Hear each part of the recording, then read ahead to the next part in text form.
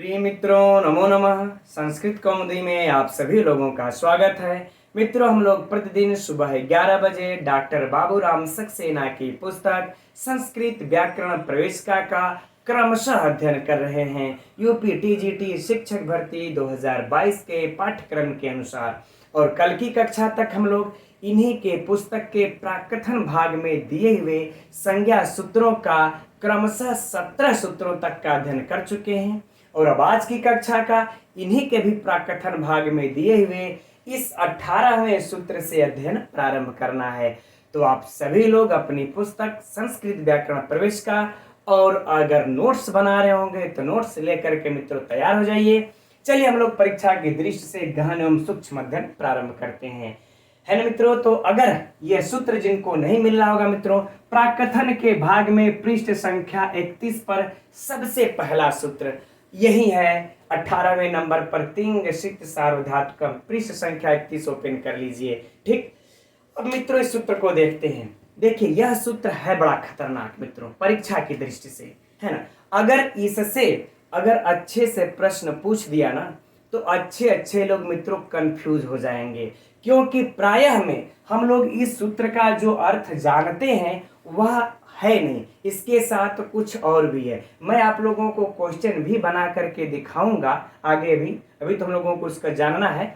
आगे क्वेश्चन भी बनाकर मित्रों हम आप लोगों को देंगे, आप लोग भी उसका उत्तर दीजिएगा, हल करिएगा, देखिएगा। जरूर आप लोगों को लगेगा कि ये तो कंफ्यूज हो जाएगा आदमी इसमें, ठीक है। तो इसलिए इस सूत्र को हम लोग जरा ध्यान से देखेंगे। चलिए अध्ययन प्रारंभ करते हैं, है ना। तो सबसे पहले मित्रों हम लोग देखते हैं यह कैसा सूत्र है। तो यह देखिए संज्ञा सूत्र है, राइट। कौन सी संज्ञा करता है मित्रों? सार्वधातुक संज्ञा करता है। यह तो हम सभी लोग जानते हैं, सार्वधातुक संज्ञा करता है। अब किसकी सार्वधातुक संज्ञा करता है मित्रों? तो दिया हुआ है तिंग और सित, अर्थात तिंग और सित की सार्वधातुक संज्ञा करता है। तो पहले मित्रों हम लोग तिंग और सित को समझ लेते हैं, है ना। उसके बाद हम लोग आगे बढ़ेंगे। यद्यपि प्रायः आप लोग इसका अर्थ तो जानते ही होंगे, लेकिन चलिए चूंकि क्रमशः चलना है तभी हम लोग वो जिस गहराई तक हम आप लोगों के सूत्र में ले चलना चाहते हैं तभी वहां पहुंच पाएंगे। तो तिंग का अर्थ मित्रों, तिंग किसको कहते हैं? आप सभी लोग जानते हैं मित्रों, जो तिप, तस और झी, है ना, ये इत्यादि जो हम लोग धातु में लगा करके बनाते हैं, तिप तस झी, ये सब प्रत्यय कुल कितने हैं मित्रों? 18 प्रत्यय, है ना। ये सब कितने हैं? तिंग 18। तो मित्रों इन्हीं तिंग प्रत्ययों की कौन सी संज्ञा होती है? तिंग सित सार्वधातुकम। इस सूत्र से इन 18 प्रत्ययों की सार्वधातुक संज्ञा हो जाती है। कौन सी संज्ञा मित्रों? सार्वधातुक संज्ञा, राइट। क्लियर हो गया। अब बात आती है मित्रों सित। तो सित कौन होता है, किसको कहते हैं, आप सभी लोग जानते होंगे, ऐसा मैं उम्मीद करता हूं, लेकिन एक बार तो चर्चा बनती ही है इसकी। सित में मित्रों जैसे मान लेते उदाहरण के रूप में हम लोग ले लिए शप। अब इस शप में मित्रों प की भी ईद संज्ञक होकर के लोग और सकार की भी संज्ञक होकर के लोग, लेकिन इस सकार में जो अ है वो बच जाता है। हम लोगों को प्राप्त क्या होता है? अ। तो इसमें स की इत हुआ ना, तो इसको क्या कहा जाएगा मित्रों? सित। तो अतः इस शप की भी कौन सी संज्ञा हो जाएगी? यही सार्वधातुक संज्ञा, सार्वधातुक संज्ञा इस शप की होगी। इसी तरह से मित्रों चाहे हम शप कह लें, चाहे हम क्षत्रि कह लें, चाहे शानच कह लें, है ना, चाहे शन प्रत्यय कह लें, इन सब की सार्वधातुक संज्ञा होगी। तो मैटर क्लियर। और हम प्राय हम लोग यही जानते हैं, अभी तो गुण रस से तो अब आएगा मित्रों इसमें, है ना। हम सभी प्राय लोग जानते हैं कि तिंग ये 18 और स जिसमें इत हुआ ये सब सार्वधातुक कहलाते हैं। लेकिन मित्रों हम लोग एक चीज को चूक कर देते हैं। वैसे जो हम ये नहीं करें कोई नहीं जानता, जो व्याकरण अच्छे तरीके से पढ़ते हैं या जो भी गहन अध्ययन के मित्रों जो लोग, लेकिन जो लोग रट्टा मारे हैं वो इस चीज को नहीं समझेंगे। जो थोड़ा सा गहराई से अध्ययन किया वह जानेगा। देखिए धातु, यह देखिए धातु एक सूत्र है। यह कैसा सूत्र है मित्रों? अधिकार सूत्र है। अब इसका देखिए अर्थ अब पूरा बनेगा, है ना, कि देखिए इस धातु के अधिकार सूत्र में इस धातु का जितना क्षेत्र होगा उस क्षेत्र के अंतर्गत यदि यह तिंग और शीत आएंगे तभी इनकी सार्वधातुक संज्ञा होगी। अगर इस धातु के अधिकार क्षेत्र से अगर बाहर आ गए तब फिर उनकी सार्वधातुक संज्ञा नहीं होगी। मित्रों, यही इसमें की मुख्य बात है, लेकिन हम लोग रट्टा मार लेते हैं। पहले हमने भी यही रट्टा मारी थी, है ना, कि तिंग शीत सार्वधातुकम, तिंग और शीत की सार्वधातुक संज्ञा। लेकिन ये तो भूल गए कि जब धातु के अधिकार में आएगा, इस सूत्र के अधिकार में, तभी इसकी सार्वधातुक संज्ञा होगी। अगर इसके अधिकार क्षेत्र से बाहर गया तो काम खत्म है। अब देखिए, अब पहले हम लोग इससे परीक्षा में जो प्रश्न पूछेगा कैसे उलझाएगा उसको देखते हैं, तत्पश्चात इसके प्रयोग को भी देख लेंगे, है ना, कि सार्वधातुक संज्ञा करने का फल क्या होता है। अगर मित्रों हम लोग प्रयोग पर चलते हैं तो पहले प्रश्न हम लोग देते हैं, प्रश्न को पहले लिख लेते हैं हम लोग, है ना। प्रश्न है हम लोगों का, ठीक, प्रश्न को सुनिए, आप लोग भी अब हल करिएगा कि निम्न में से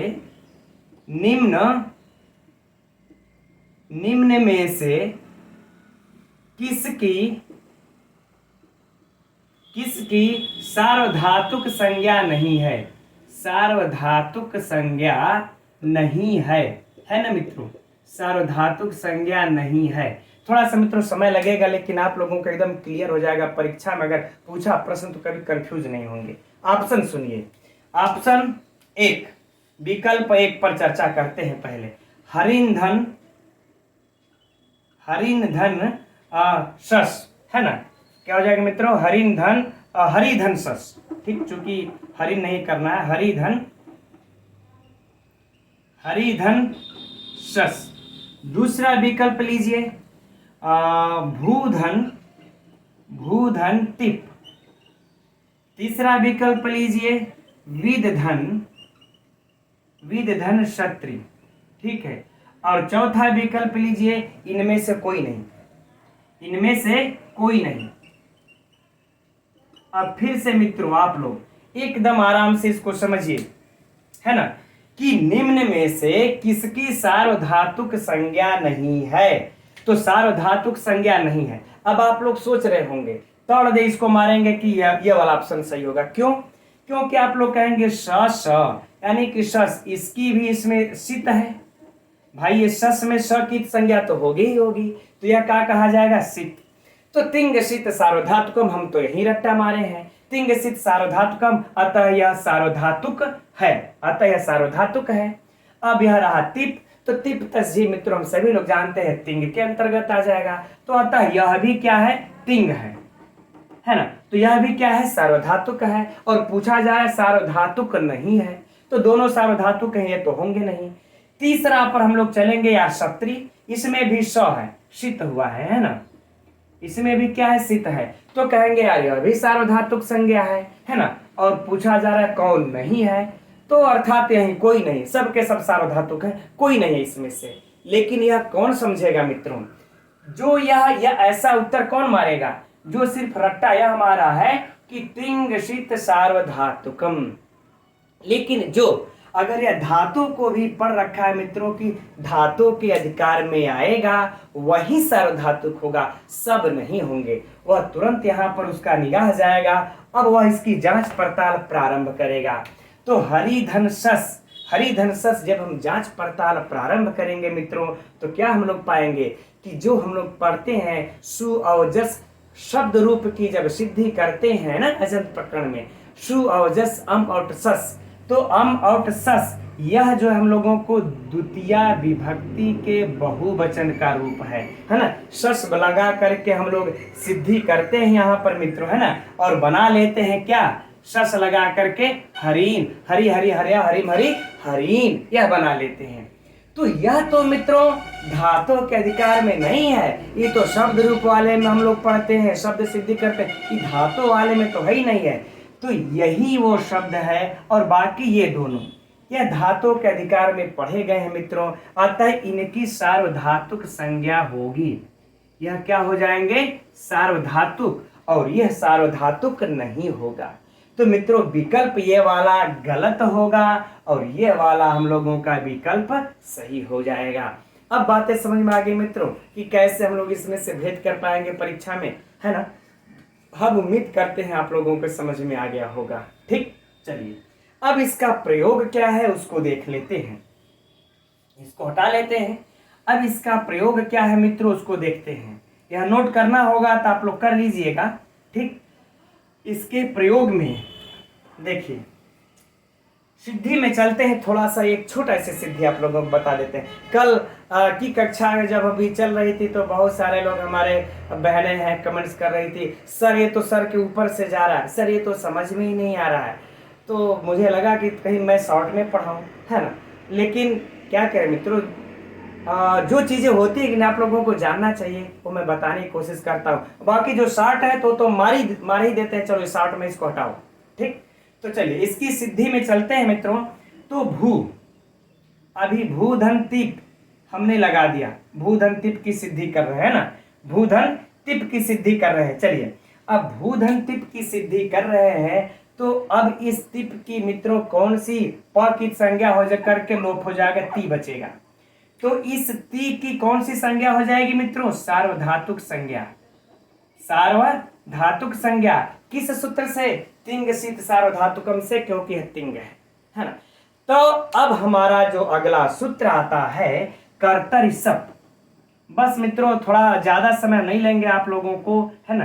कर्तरि सप, लेकिन याद कर लीजिए सिर्फ और सिर्फ रट्टा मार लेना ही, भगा करके सिर्फ एक माइंड में बैठा लेना कि मैंने सिलेबस पूरा कर लिया, ये नहीं होता है मित्रों। ये भी कहीं ना कहीं आप लोगों को काम दे देगा परीक्षा में, प्रश्न को घुमा करके पूछा तो, है ना।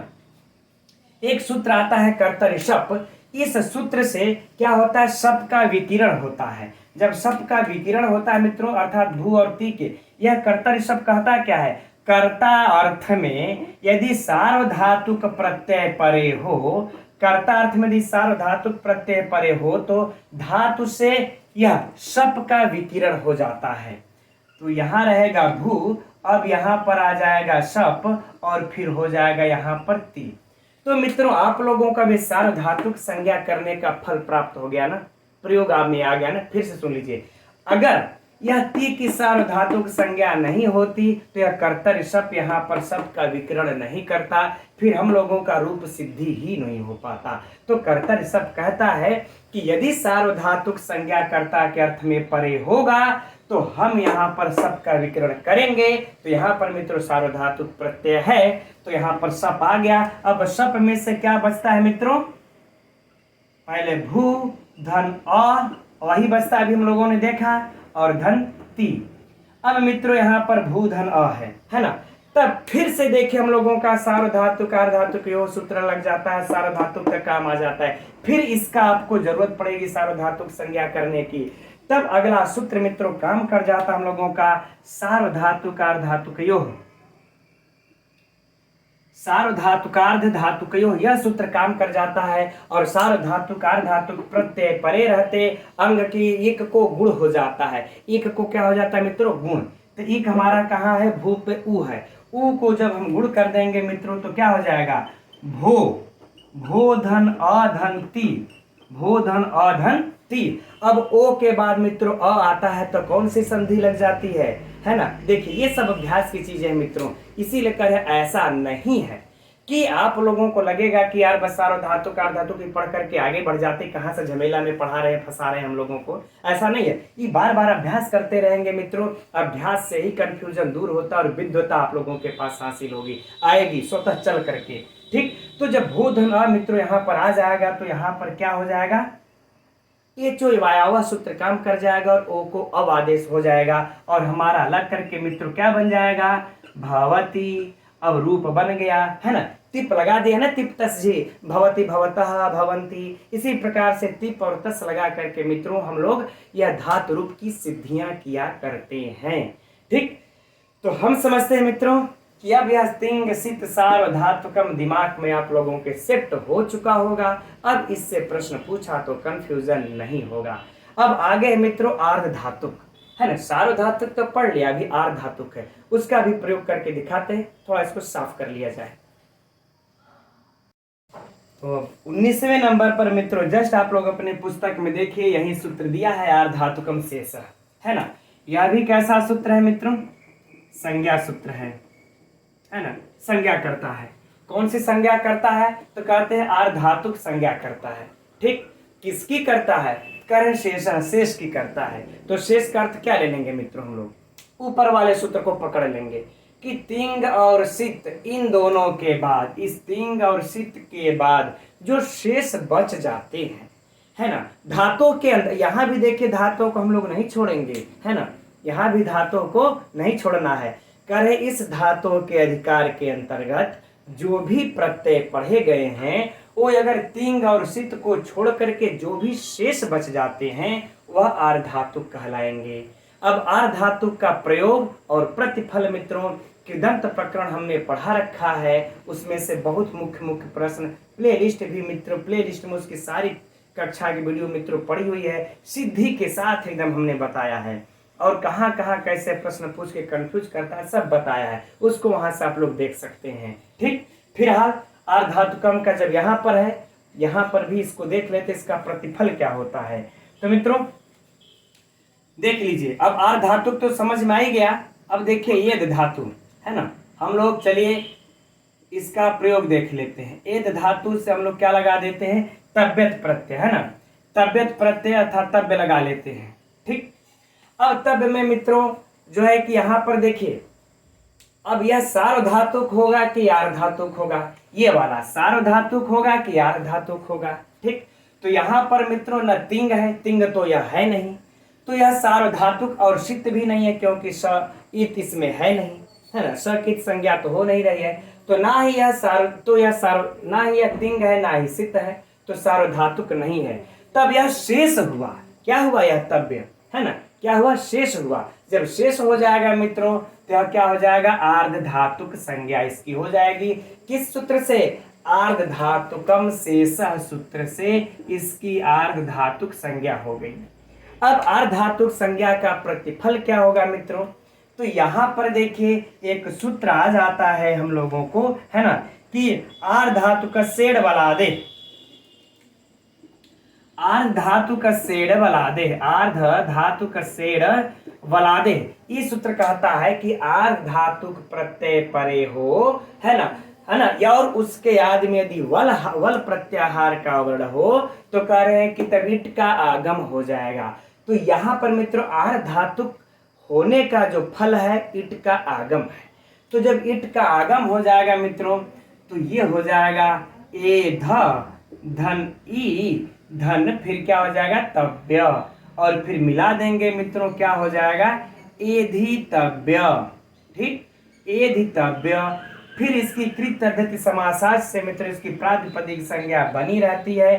फिर हम इसके बाद सु आदि की उत्पत्ति करते हैं। नपुंसकलिंग में हम सु को तो हम से हम आदेश करके यानी पूर्व से पूर्व रूप करके हम क्या कर लेते हैं? एधितव्यम, क्या बना लेते हैं? एधितव्यम। पूर्ण सिद्धि अगर विस्तृत जाननी होगी मित्रों तो कृदंत प्रकरण प्लेलिस्ट में पढ़ा हुआ है ना, उसको देख सकते हैं। एधितव्यम, तो ये आर्धधातुक का प्रतिफल है मित्रों इट का आगम। लेकिन एक बात यह भी सुन लीजिए कि कोई जरूरी नहीं मित्रों कि हर जगह इट का आगम हो ही जाएगा।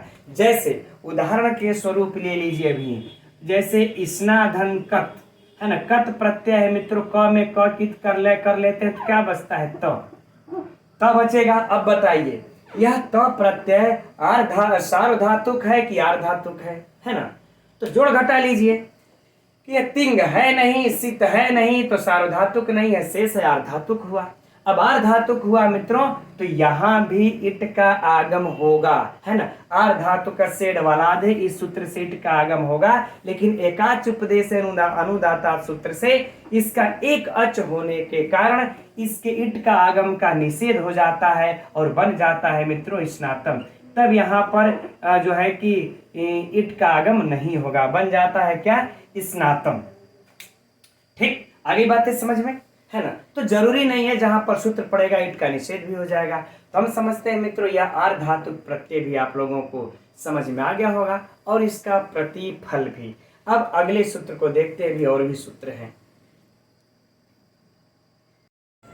तो अब अगला सूत्र उसमें जो दिया है मित्रों 20वें नंबर पर तव सप्त, है ना, यह भी सरल सा है मित्रों, एकदम देखते हैं। यहाँ संज्ञा सूत्र है, कौन सी संज्ञा करता है? तो मित्रों सत संज्ञा करता है। कौन सी संज्ञा करता है? सत संज्ञा। तो किसकी करता है मित्रों? तो हम सभी लोग जानते हैं क्षत्रिय और सानच की, क्षत्रिय और सानच की, है ना। तो यह तो प्राय सभी लोग जानते हैं कि क्षत्रिय और सानच की सत संज्ञा होती है, इस पे बहुत ज्यादा समय देने की आवश्यकता नहीं है।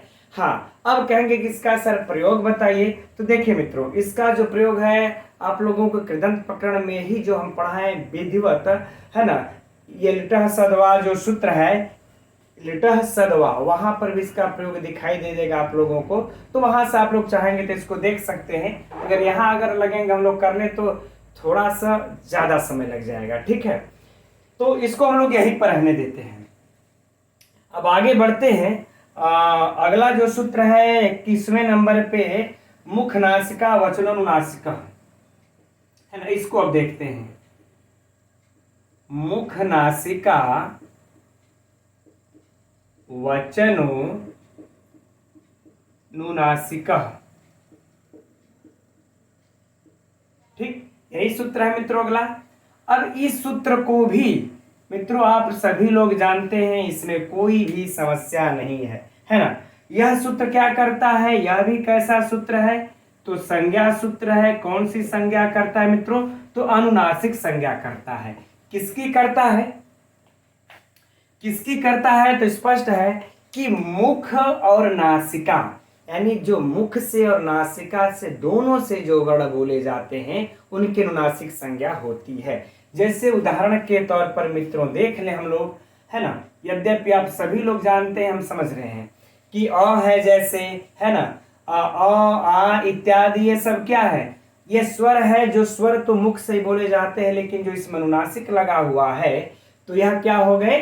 अनुनासिक। और मित्रों एक चीज याद रख लीजिएगा परीक्षा के लिए, है ना, ये चीजें थोड़ा सा ध्यान में रखने योग्य हैं कि देखिए यह क्या है? अनुनासिक। चूंकि हो सकता है कि इसमें कुछ लोग कंफ्यूज हो, अनुनासिक और एक होता है अननुनासिक। अननुनासिक, है ना, ये दो वर्ण होते हैं। तो अनुनासिक तो ये है, और अननुनासिक अर्थात न, जो अनुनासिक न हो उसको हम लोग अननुनासिक कहते हैं।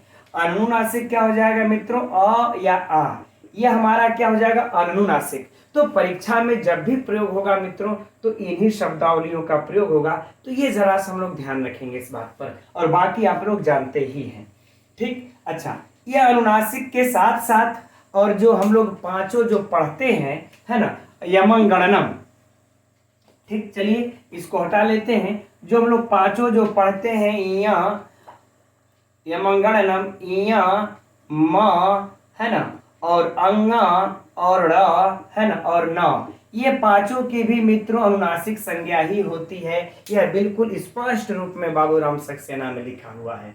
और यह अनुनासिक जब हम लोग किसी के भेदों का, जब स्वर के भेदों का विभाजन करते हैं तो यही वो लास्ट अनुनासिक है जिसके लगने के कारण जो है कि अ इत्यादि के, इस अ इत्यादि के कितने हो जाते हैं भेद? 18 भेद हो जाते हैं। और ए इत्यादि के जो एच प्रत्याहार में आते हैं मित्रों उनके 12 भेद हो जाते हैं यही लगने पर। अब वह 18 भेद मित्रों कैसे होते होंगे और 12 भेद कैसे होते हैं, अगर आप लोगों को जरा से भी कंफ्यूजन होगी तो अभी आगे वर्ण विचार वाले में यह मैटर दिया हुआ, यह भी पढ़ना है हम लोगों को। तो एकदम देखिएगा, सरलता समतालिका खींच करके दिखाएंगे, समझाएंगे आप लोगों को, एकदम समझ में आ जाएगा कैसे 3 3 तरीके 9 दूना के 18 हो जाते हैं इस अ के भेद, राइट। तो हम समझते हैं मित्रों अनुनासिका वाला मैटर क्लियर। आ कुछ भी लगा देगा मित्रों, किसी भी स्वर में अनुनासिक अनुनासिक है, राइट। अब देखिए इसमें जो एक अब अगला सूत्र है मित्रों क्या है? है सवर्णम, तुल्यास्य प्रयत्नम सवर्णम। इस चीज को देखते हैं, इसमें थोड़ा सा आप लोगों को गहराई में लेकर के हम चलेंगे सूत्रों को समझने के लिए, बस ज्यादा कुछ नहीं, सूत्र को समझने के लिए कुछ ऐसे भी मित्रों इसमें प्रश्न मिलेंगे इस तुल्यास्य प्रयत्नम सवर्णम में कि अगर आप लोग भी अपने मित्रों से पूछ करके देखिएगा, वो लोग भी अगर नहीं जान रहे होंगे, इस प्रकार से नहीं पढ़े होंगे तो विचार करने लगेंगे, है ना। चलिए 22वां और अंतिम सूत्र, इसके बाद फिर जो होगा सो देखा जाएगा। तो 22वां सूत्र क्या है मित्रों? तुल्यास्य प्रयत्नम सवर्णम। तुल्यास्य प्रयत्नम प्रयत्नम सवर्णम। राइट, यही है ना, तुल्यास्य प्रयत्नम सवर्णम। देख ले भाई, क्या जान पता कहीं ना कहीं त्रुटि हो जाए, क्योंकि मुझसे बहुत ज्यादा कभी कभी त्रुटि हो जाती है ना। तो देखिए सवर्णम, यह भी मित्रों कैसा सूत्र है, तो संज्ञा सूत्र है, नो डाउट।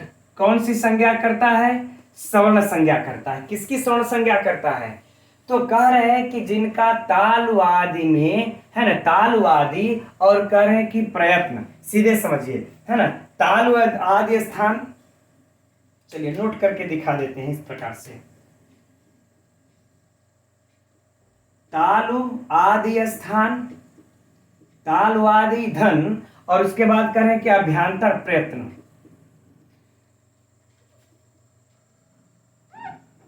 अभ्यंतर प्रयत्न, ये दोनों है ना, तालु आदि स्थान और आभ्यंतर प्रयत्न, ये दोनों जिसके एक समान, जिस वर्णों के भी अगर एक समान अगर पाए जाते हैं तो उनकी कौन सी हो जाएगी मित्रों संज्ञा, सवर्ण संज्ञा। यही सभी हम लोग प्राय जानते हैं और यही सच भी है, इसमें नो डाउट। लेकिन इन सूत्रों में मित्रों कुछ रहस्य छुपा है जो प्रश्न के उत्पन्न होने पर ही आता है। ठीक है, तो हम लोग चलते हैं उन प्रश्नों की तरफ बढ़ते हैं। पहला प्रश्न अगर आप लोग अपने मित्रों से करिएगा, चाहे मान लेते हैं कि परीक्षा में ही आ गया है ना, तब क्या कीजिएगा। प्रश्न हो जाएगा कि यहाँ पर देखो, ये देखिए यहाँ पर तुल्यास्य प्रयत्नम सवर्ण प्रयत्न दिया हुआ है, ये थोड़ा लिखा है कि अभ्यंतर की वाय प्रयत्न। ये सूत्र में ऐसा कुछ पठित है मित्रों, नहीं है पठित है, सिर्फ और सिर्फ लिखा है कि प्रयत्न और तालु आदि ये दोनों जो है कि अभ्यंतर प्रयत्न हो। तो यहाँ पर तो लिखा है नहीं, हम यहाँ अभ्यंतर प्रयत्न कैसे हम मान लिए, है ना। प्रश्न उठेगा कि नहीं, ये बताओ हम वाह यहाँ पर क्यों नहीं माने, हम अभ्यंतर को ही क्यों मान रहे हैं। तब इसका उत्तर सुनिए, वो जान रहे होंगे तो उत्तर देंगे, नहीं तो अब सुनिए। इसलिए मानेंगे मित्रों क्योंकि शास्त्र में इसको यत्न कहा जाता है। शास्त्र में क्या कहा जाता है, सिर्फ यत्न, समझिएगा बात को, शास्त्र में सिर्फ यत्न कहा जाता है। और यत्न जो है यह अब दो प्रकार का हो जाता है, एक अभ्यंतर और एक बाह्य प्रयत्न, है ना। तो यहां पर मित्रों ये जो प्र उपसर्ग लगा हुआ है, यह सूत्र में जब लगा है तो प्रकृष्ट अर्थ में लगा है। सीधे उनसे कहिएगा किस यत्न के पहले जो यह प्र लगा हुआ है यह प्रकृष्ट अर्थ को द्योतित करता है, और इस यत्न में यह दोनों आते हैं, अभ्यंतर और बाह्य यत्न दोनों आते हैं, यत्न दोनों आ जाते हैं।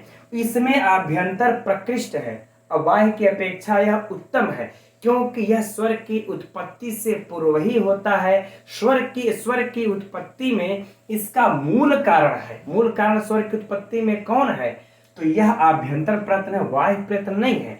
तो यह प्रकृष्ट अर्थ में आया है।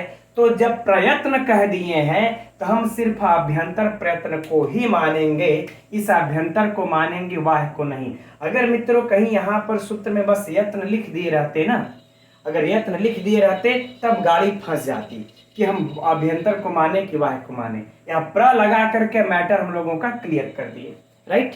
चलिए, अगर परीक्षा में मित्रों इस तरह से आ गया तो उसको भी आप लोग देख सकते हैं, इंटरव्यू में ही गए पूछा गया तो भी देख सकते हैं, क्योंकि ये सब संज्ञा प्रकरण के अंतर्गत आते हैं मित्रों। व्याकरण में इस सबसे प्रश्न बड़ा तेज पूछा जाता है। अब चलिए आगे बढ़ते हैं। अब इसमें कहते हैं कि यह दोनों जो है कि समान होने चाहिए। अगर एक से भी मित्रों अगर इसमें का आधा या कम ज्यादा हुआ ना तो नहीं। अगर जो स्थान मेरा है दूठ है तो दूठ तोहरो होना चाहिए। अगर मेरा 2 मैच किया आपका 3 हो गया, एक मैच नहीं कर रहा तो नहीं होगा। अब अर्थ को उदाहरण से समझिए। अभी फिर एक जगह मैटर फंसेगा। अभी यह सूत्र में मित्रों क्लियर नहीं हुआ है, अभी एक जगह देखिएगा और क्वेश्चन मार्क लगेगा, उसको भी हल करना है। तो जैसे मित्रों हम लोग देखिए ई को पकड़ लेते हैं और ए को पकड़ लेते हैं, क्या इन दोनों का समानार्थी होंगे। ई और ए को देख लेते हैं, है ना, क्या ये दोनों सवर्णी होंगे, तो नहीं मित्रों। क्यों, क्योंकि ई का ईचु ऐसा नाम तालु, ई का उच्चारण स्थान क्या है मित्रों, तालु, और ए का उच्चारण स्थान क्या है, ए दय तो कंठ तालु,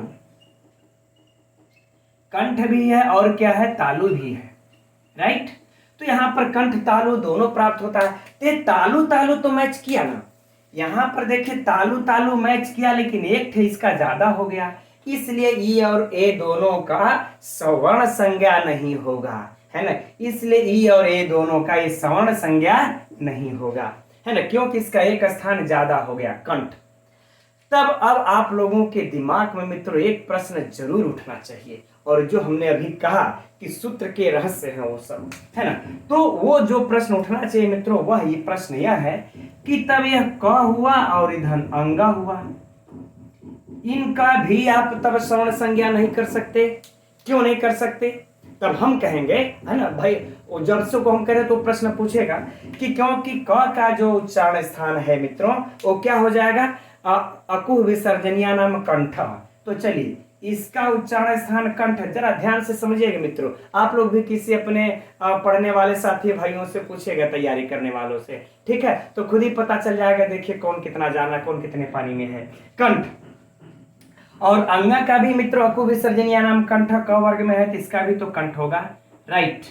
लेकिन इस अंगा का अभी हम लोगों ने इस वाले में जो पढ़ा, इस वाले में जो अभी हम लोगों ने पढ़ा कि इस अनुनासिक संज्ञा भी अंग का होता है, तो इस कंठ के साथ साथ मित्रों इसकी अनुनासिक संज्ञा भी है, इसकी अनुनासिक संज्ञा भी है। तो अब बताइए, कंठ कंठ तो मैच किया, लेकिन एक ठाई ज्यादा हो गया।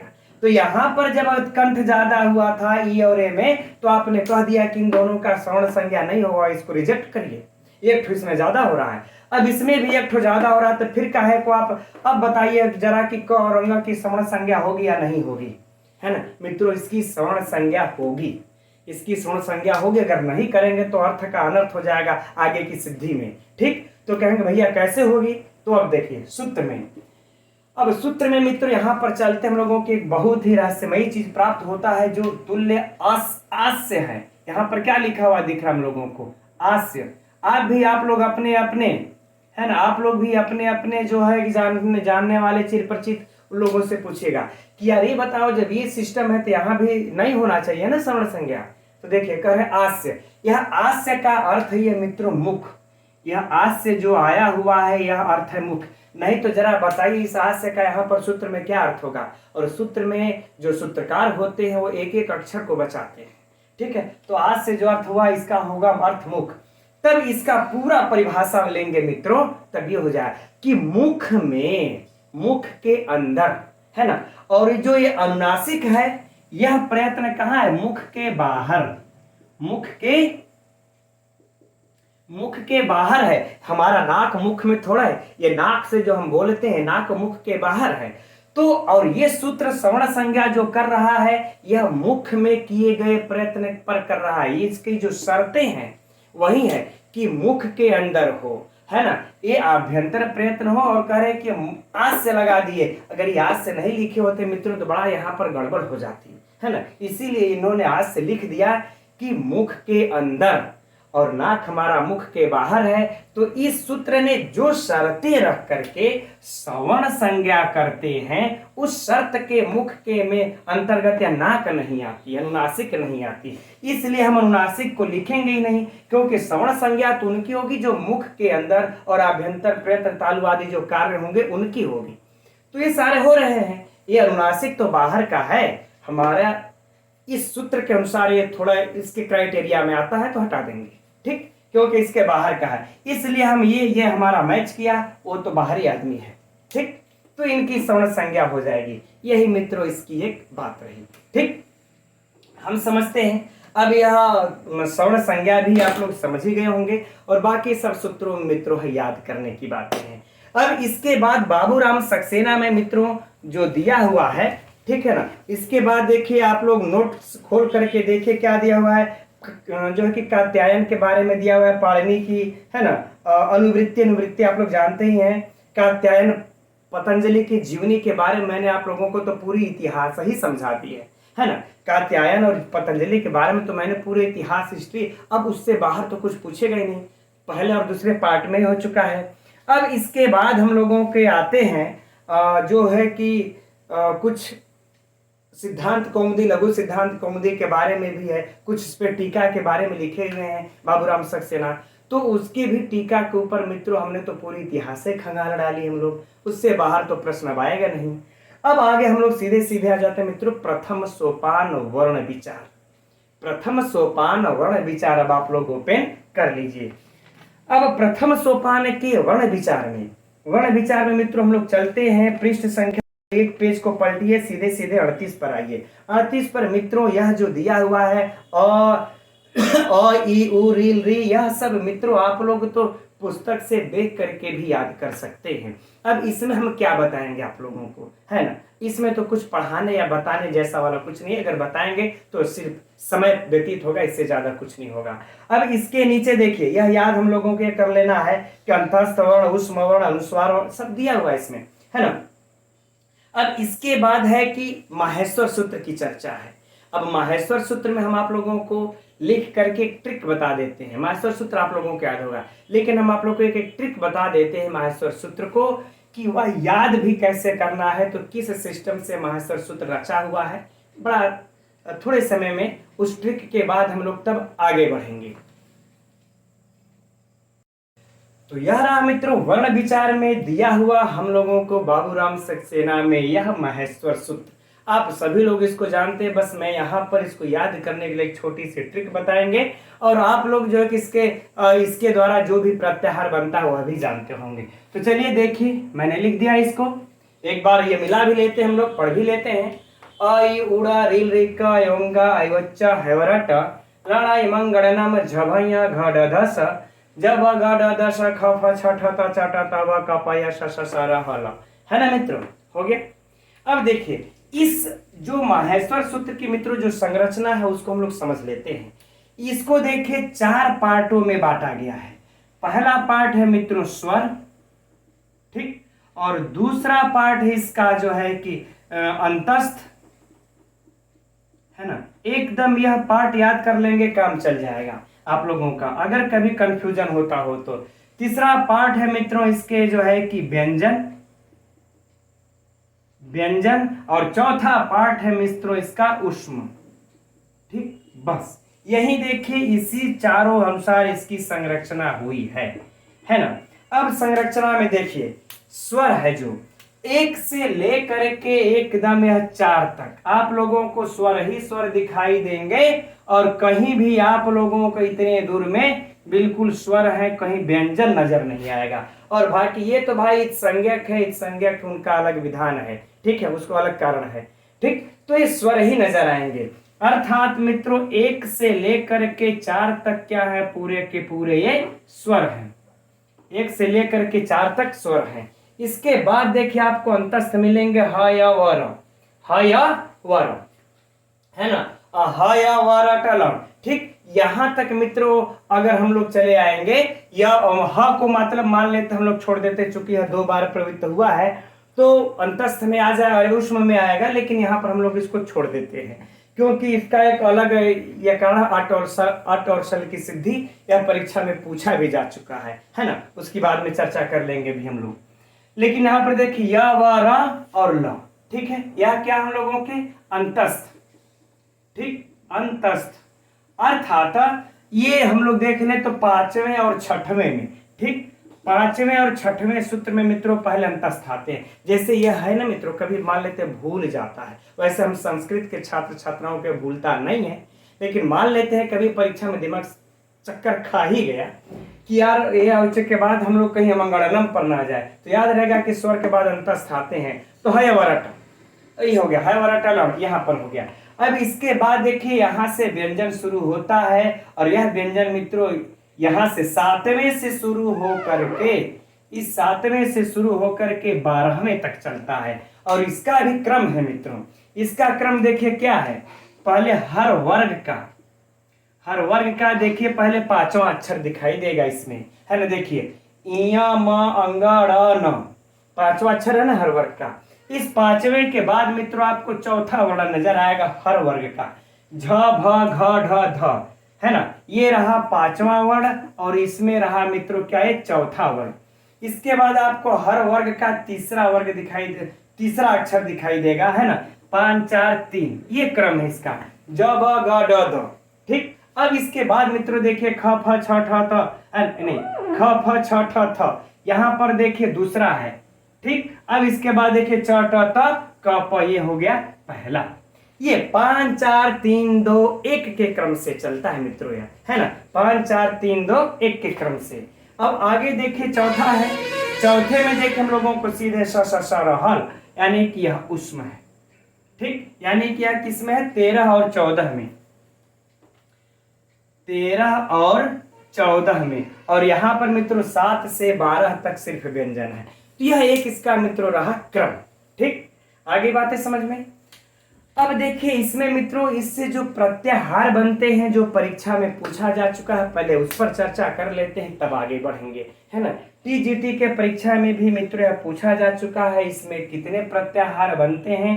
तो एकदम मित्रों नोट कर लीजिए कि 43 प्रत्याहार एकदम बड़े में लिख दिए हम। 43 प्रत्याहार आप लोगों को पृष्ठ संख्या 39 पर देखिए दिया हुआ क वाले बिंदु पर, सीधे सीधे की तो इससे 43 प्रत्याहार ही है। अब यह मत कहिएगा सर लघु सिद्धांत कौमुदी में, है ना, कि फलाने में ढिमका किताब में 42 दिया है, 41 दिया है, 45 दिया है, वो सब भूल जाइए। टीजीटी के परीक्षा में बैठ रहे हैं तो टीजीटी के पाठ्यक्रम में बाबूराम सक्सेना है, बाबूराम सक्सेना ने कह दिया 43 प्रत्याहार हैं, तो परीक्षा में जब भी पूछेगा नो कमेंट्स, 43 राइट। ठीक, हम इसी को मारेंगे और पूछा भी जा चुका है, इसमें कोई डाउट नहीं है ना मित्रों। अब देखिए इसी के नीचे, अब पुस्तक में चलते हैं, पृष्ठ संख्या 39, है ना, क्रमशः चुकी चल रहे मित्रों हम लोग, है ना। अब पृष्ठ संख्या 39 में देखिए मुख नासिका वचनो अनुनासिक यह दिया हुआ है। ठीक, तो मुख नासिका वचनो अनुनासिक हम लोग अध्ययन कर ही चुके हैं, अभी जस्ट इस सूत्र का अध्ययन किया। अब इसके बाद है देखिए उकालो ह्रस्व दीर्घ प्लूत, है ना। अब ह्रस्व दीर्घ प्लूत, और इसके बाद मित्रों आएगा उदात्त अनुदात्त स्वरित, और फिर आ जाएगा आपका, तो 1 मिनट देखते हैं उच्चारण स्थान, है ना। तो मित्रों हम देख रहे हैं कि अभी इसमें कुछ और भी मैटर हैं जो कि हम और भी अच्छे से आप लोगों को तालिका बनाकर बताएंगे, तो समय लगेगा। अर्थात आज की कक्षा में वर्ण विचार समाप्त नहीं हो पाएगा, और हम लोग कल की कक्षा में इस वर्ण विचार को समाप्त कर लिया जाएगा। ठीक है, तो आज अब रहने देते हैं यहीं तक, है ना। फिर देखते हैं आगे जब संधि जब हम लोग पढ़ेंगे मित्रों क्रमशः, तो आप लोगों को और समय भी हम इस पे और समय देंगे, लेकिन आज की कक्षा में इतना ही तक रहने देते हैं। कल वर्ण विचार समाप्त करके तब संधि की तरफ बढ़ा जाएगा, क्रमशः अध्ययन करते रहेंगे मित्रों। आप सभी लोग बने रहिए मेरे साथ। और मित्रों कैसा आप लोगों को कक्षा लगती है, या इसमें और कुछ छूट रहा हो, किस तरह से करना है, अगर सजेशन भी देना चाहते हो मित्रों तो कमेंट्स करके अवश्य बताइएगा। हम लोग शाम को मिलेंगे आज ही, ठीक है। तब तक के लिए मित्रों नमो नमः।